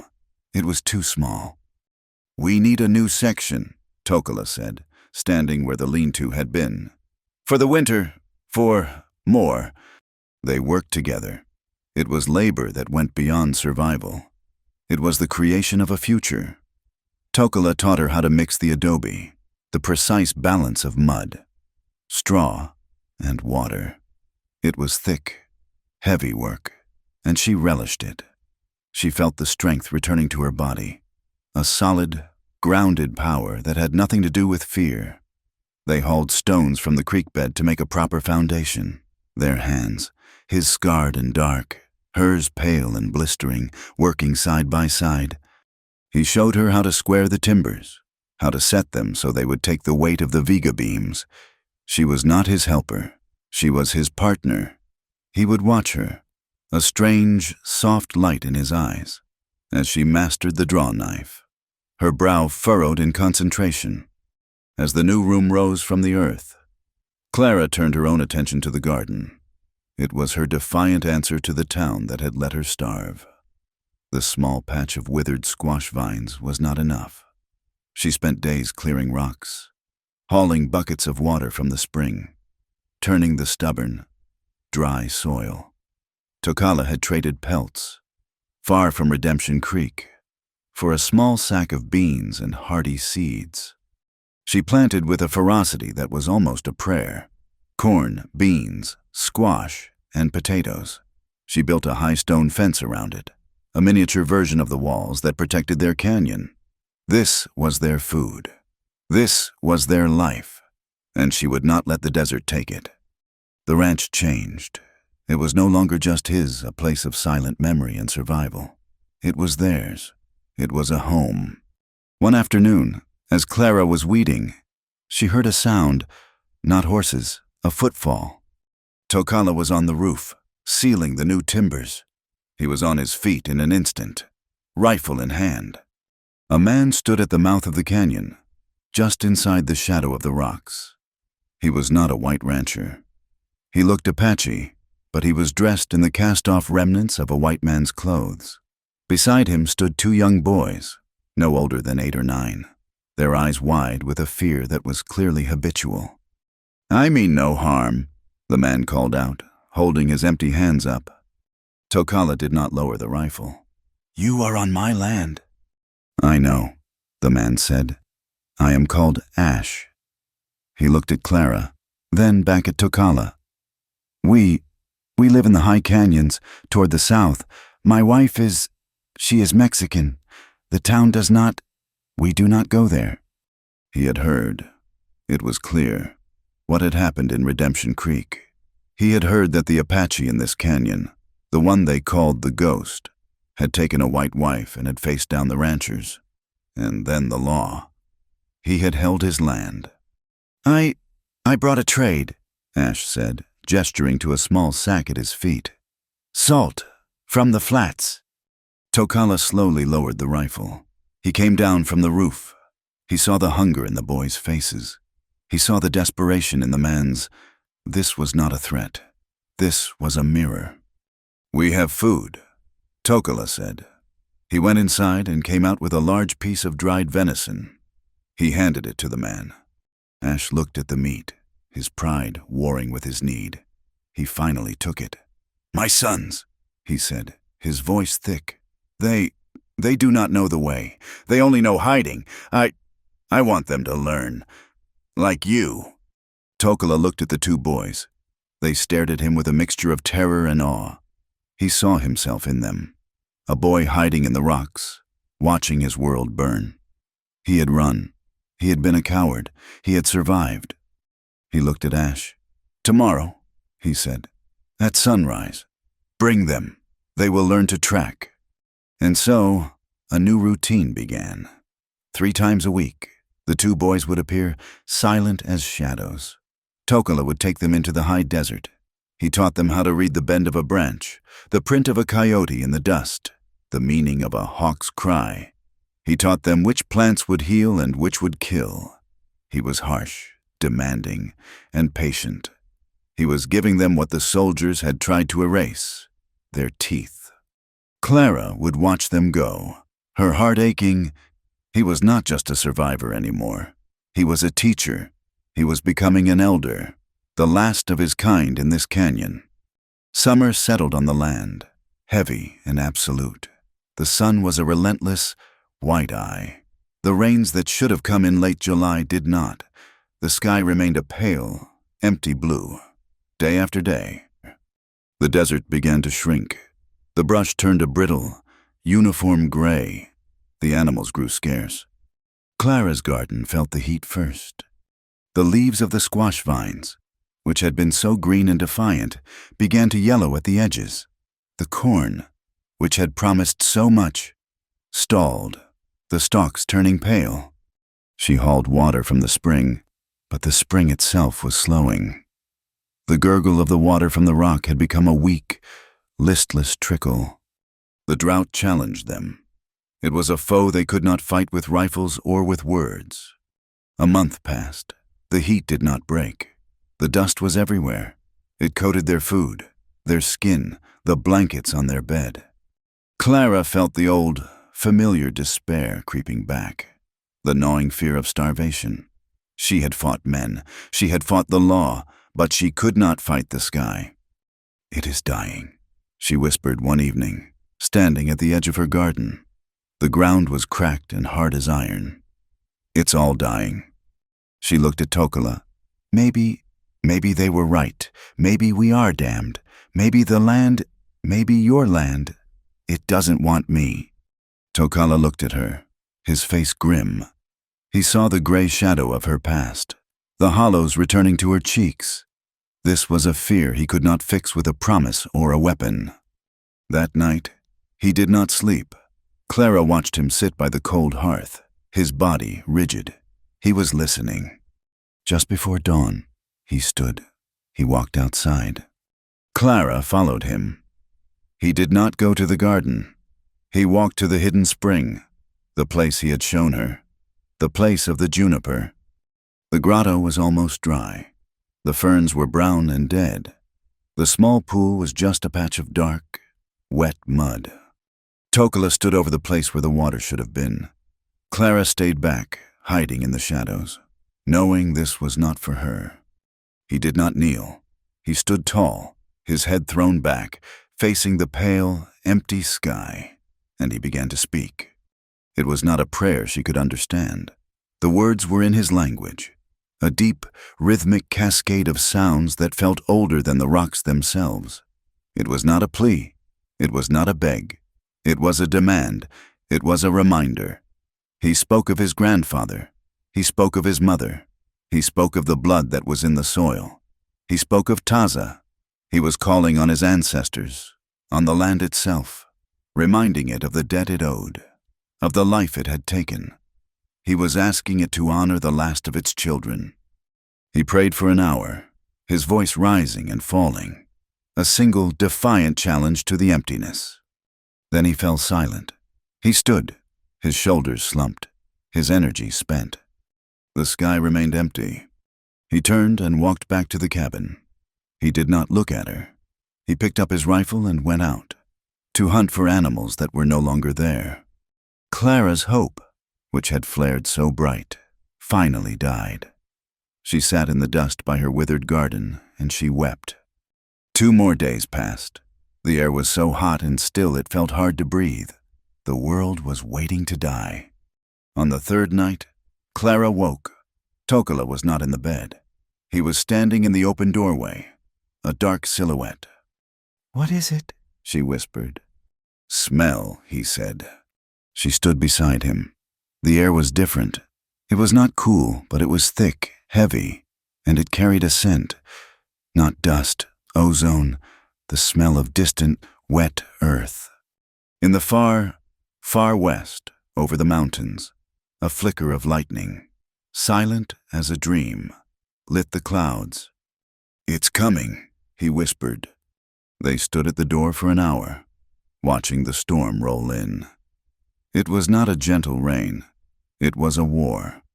The wind hit first, a sudden, violent wall that bent the trees and sent dust devils spinning through the yard. Then came the thunder, a low, continuous rumble that shook the ground. And then the sky tore open. Rain fell in solid, driving sheets. It was a deluge, a cleansing, a violent absolution. The sound on the new roof was a deafening roar. Clara laughed. She stepped out from the porch, turning her face up to the sky. The water was cold, and it hit her with the force of 1,000 tiny hammers. It plastered her hair to her face, soaked her thin shift in a single second. Tokala watched her. His face, which had been a mask of stone for weeks, began to crack. A slow smile spread across his features. "Clara!" he shouted over the roar. She grabbed his hand and pulled him out with her. "It's here! It's here!" They stood in the middle of the yard. The yard that had been dried dust and was now, in moments, a churning sea of mud. Clara began to dance. She spun in circles, her arms outstretched, laughing, letting the rain wash away the fear, the dust, the despair. Tokala grabbed her. He pulled her against him, and his own laughter, a deep, rusty sound she had never truly heard, joined hers. He spun her around, their feet sinking deep into the mud. This was not the desperate, adrenaline-fueled clinging of the first storm. This was pure, unbridled joy. This was the dance of children, of survivors, of lovers. He kissed her, his mouth cold from the rain, and she kissed him back, their bodies clinging, soaked to the bone, laughing against each other's lips. They were alive. The land had answered. The rain lasted all night. When they woke, the world was washed clean. The spring was gurgling. The garden was a muddy, glorious mess, and the air was sweet. A few nights later, the baby came. Tokala heard it first, a sound that did not belong, a thin, reedy cry, almost lost in the rustle of the wet sagebrush. He was instantly awake, his hand on his knife. He motioned for Clara to stay. He slipped out of the cabin, moving toward the edge of their land, where the canyon wall met the open desert. Clara, holding the carbine, followed him, her bare feet silent on the damp earth. He stopped. He knelt. In a shallow wash, tucked into the roots of a mesquite tree, was a basket. It was a simple, woven basket, and inside, wrapped in a threadbare, filthy blanket, was a child. It was tiny, its skin a dusky, olive shade, its hair a tangle of black. It was a boy. He was newborn, his eyes squeezed shut, his small fists waving as he let out another desperate cry. He was a mixed-race baby, a child of two worlds, belonging to neither, left to die. Someone from town, or a nearby ranch, had heard the rumors. They had heard of the white woman and the savage who lived as man and wife. They had seen this place not as a threat, but as the only possible sanctuary. Clara moved forward, pushing past Tokala. She let the rifle fall. "Oh," she breathed.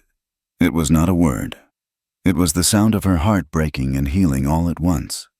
She reached down and lifted the child. He was cold, his skin clammy, but he was alive. She pulled him from the wet blanket and pressed him against her skin, underneath her shift, shielding him with her own body heat. His cries quieted instantly, softening to a small, snuffling sound. She looked at Tokala. His face was unreadable. He was looking at the infant with an intensity that was almost painful. He saw, she knew, another outcast, another child of blood and betrayal. Clara walked back to the cabin, the baby held tight.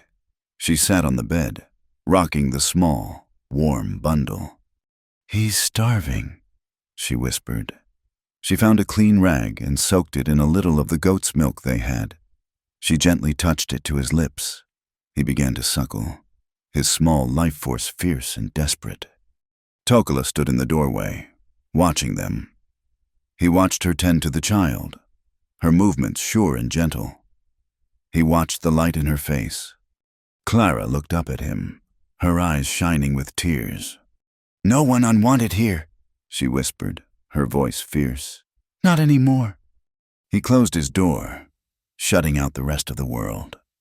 They had a son. They did not speak of it, but the baby sealed the last crack. He was theirs. They had a family.